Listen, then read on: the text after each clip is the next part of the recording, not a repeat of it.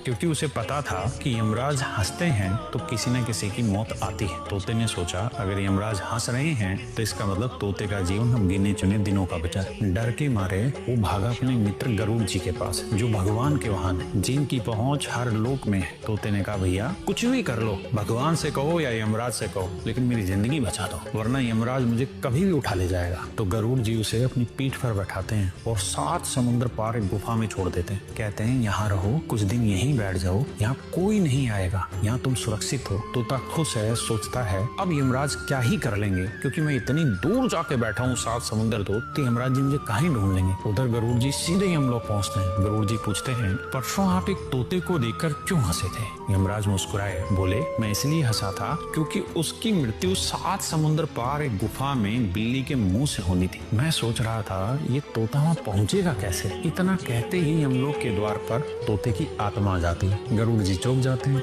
ये कैसे? मैं तो उसे खुद छोड़ के आया था वहाँ। यमराज जी शांति से कहते हैं आप उसे बचाने ले गए थे, पर वही गुफा में बिल्ली उसका इंतजार कर रही थी। और यही है जीवन का सबसे कड़वा सच। आप कितने भी अच्छे हो, कितनी भी पहुंच लगा लो, कितना भी भाग दौड़ कर लो, जिस दिन आएगी उस दिन लेकर चली जाएगी। इसलिए जब कुछ गलत होता है तो ये मत पूछो मैं तो अच्छा इंसान हूँ, मेरे साथ ऐसा क्यों हुआ, बल्कि समझो शायद ये भी किसी पुराने कर्म का हिसाब है। इसलिए समाधान डर नहीं है, समाधान शिकायत नहीं है, समाधान है उस समस्या का हल।